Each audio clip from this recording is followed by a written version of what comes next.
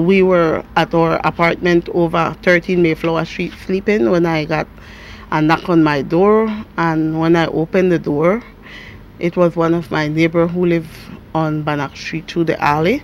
And she told me, if I come because they just killed my husband on Bannock Street in front of his mom house. So I told her, I don't believe that. And she said, yes, it's a hurricane before they kill. And my daughter was the first one who ran out. And she burst out in tears and ran to save that shoe. And I went behind and I left my two sons in the apartment. I told them stay there till I come back. And when I reached at the front there, he wasn't front there again. They already took him to the hospital. When I saw my husband, I just couldn't take it because he was really punishing. He was in a lot of pain. He got 4 shots, one in the face, the left side of the face. He got one in his back, one in his neck, and one in his shoulder.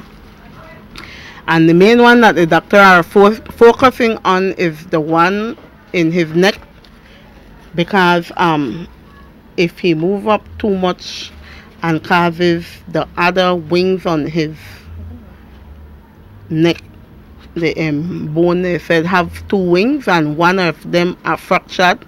And if the other one fractured, he could be paralyzed for the rest of his life from the neck down to the feet. So all I am doing right now is praying that God would be with him and take him through this, because he don't deserve what happened to him. Everybody who knows my husband will know that he's a very kind person, a generous person, a person who looks out for his communities, for his neighbors, and he's always helpful in a lot of ways to people even that doesn't even live here. The doctors say he will be out for 48 hours in a coma. I don't know who shot him, but does he know? Has he identified?